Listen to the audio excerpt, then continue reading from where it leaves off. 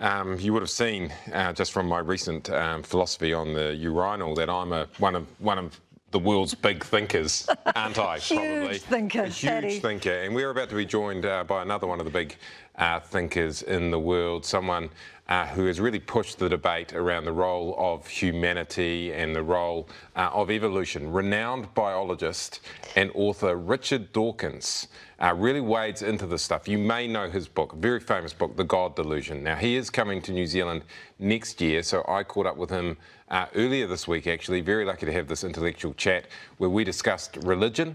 If there is a place for Mātauranga Māori in science, that's Māori knowledge effectively, and also we got into what COVID has taught the global population. Here is what Richard Dawkins had to say. The God delusion, as you've written about, or rational thought around religion, you probably haven't had a chance to catch up with New Zealand's census figures, but basically organised religion is falling here. In fact, non-believers actually outnumbered organised believers in the last census. What does that tell you about religion in Aotearoa, New Zealand? I think religion is on its way out anyway. It's going faster in some parts of the world than others. I'm very pleased to hear what you say about New Zealand. I hope that what fills its place if religion is abolished is a proper rational scientific worldview, rather than being filled by some other kind of superstition, rather than just organised religion. I've seen recently, and you will know about this, some controversy in New Zealand around the use of Mātauranga Māori, which is, you know, a Te Ao Māori or Māori worldview in science here.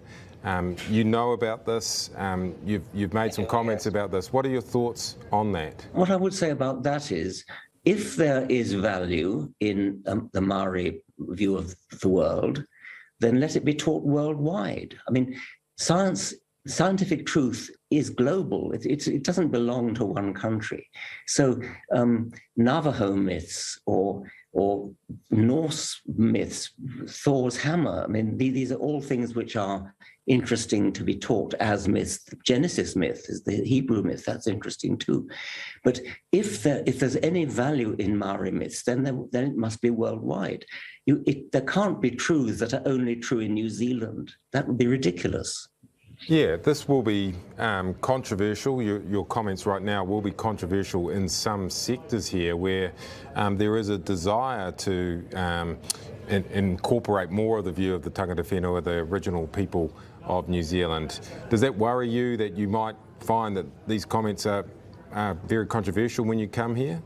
It doesn't worry me at all. I mean, what I would say to people who object to what I've just said is, do you think that Maori myths should be taught in America? Do you think Maori myths should be taught in Britain, in Russia? And they will say no.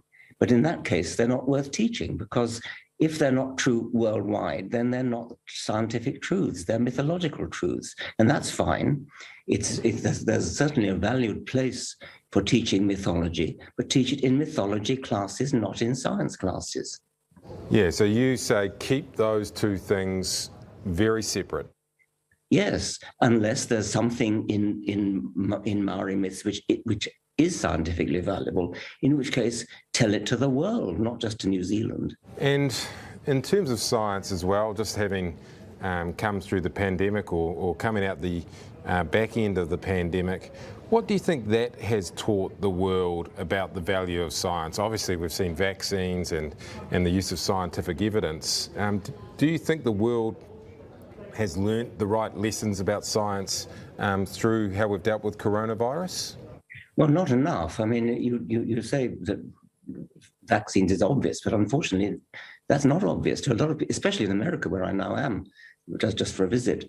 There's an enormous number of people who are deeply prejudiced against the very idea of vaccination. And so that's a big problem that we have. It ought to be the case that the coronavirus pandemic has taught a new respect for science, because the speed with which not just one vaccine, but several teams working on vaccines achieved their result was spectacular. This is a triumphant vindication of science.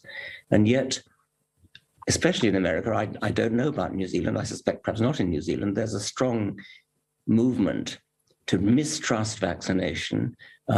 Propaganda against vaccination is rife in America. Some quite influential people, such as Robert Kennedy Jr., are pushing this nonsense about vaccines being harmful and things like that. So I'm afraid that the prestige of science, which ought to have gone up in the pandemic, and I think to a large extent has, nevertheless, there is a pretty substantial minority in America which pushes the other way. Richard, you've spoken before about wanting to move to New Zealand. Is that something you mean, or is that something, you know, that everybody who's coming down here sort of says? Well, I said that a number of years ago at the time when Trump was elected, I think, and at the time of Brexit in Britain. So it was a kind of way of saying, I want to get the hell out of here. and New Zealand was as far away as I could go. But I do love New Zealand. I mean, I've been there, I think, 3 times now. And I love the place. It's gorgeous. Okay, for local reaction to this, we are joined by Māori academic Ella Henry and biostatistician Bruce Weir. Starting with you, Ella Henry, what do you make of Richard Dawkins essentially dismissing the role of Mātauranga Māori in science, saying you have science here and you have Māori knowledge here and you keep them separate? What do you have to say about that, Ella? Well, I'm not sure that we in the Māori academic world try to keep our knowledge secret. It's actually the Western Eurocentric scientific juggernaut that often doesn't want to hear about us. But let's remember that 3,000 years before Dawkins' ancestors dipped their toes in the North Atlantic, mine were traversing the biggest ocean on the planet using nothing more than Polynesian science. Yeah, and Bruce Weir, you are a biostatistician and a scientist yourself. You have a different view, I take it. What do you say about the desire of Richard Dawkins to keep Māori knowledge and science separate? I think it's a little overstated. I just heard your clip saying that he thinks if a Maori tongue is important, it should be taught worldwide. That, of course, is quite unrealistic. I would much rather the US spend some time educating its children on Native American history. I've been very impressed by what's happening in New Zealand, the general embrace of Maori culture and values, the teaching of Maori language, and certainly I'm in favour of teaching about Maori taonga, Maori approach to science, the cultural beliefs there. I think they're critical. Yeah, but do you see, you know, the fact that taking away the fact that we do need to teach Māori history and culture, the world of Te Ao Māori, right throughout the curriculum, but the argument that it doesn't have a place in rational science, that science should be about science and empirical evidence, and there is no place for Māori culture, for Norse culture, for Navajo culture, for instance. Are you speaking to me? We'll go to Bruce first, then we'll come to you, Ella. Sure. Yeah, I don't think I would buy into that. So I've been doing some reading of Sir Martin Dury, who's saying that these are two different things. They're both of value, and I've been seeing what's going on in New Zealand now with a Maori genetic studies program, the Rakaioa project, in conjunction with the Ngāti Porou people. This is a science-based, purely science-based approaches, but very cognizant of Maori values and Maori ownership of the data. So it's a true partnership, and I think that applies to the conduct and the teaching of science. Sure. And Ella Henry, you've clearly got something you want to say here? Oh, no. All I wanted to say was that there is a particularly Eurocentric notion, a logico-rational, very Western notion of science. But as Bruce has raised, there's also all around the world some great scientists who are incorporating a variety of knowledge systems. And that's all we're really talking about. Not that there's pure science in one corner and Māori stuff in another, but that real science is an incorporation of knowledge systems, some of which may not be emanating out of the Northern Hemisphere.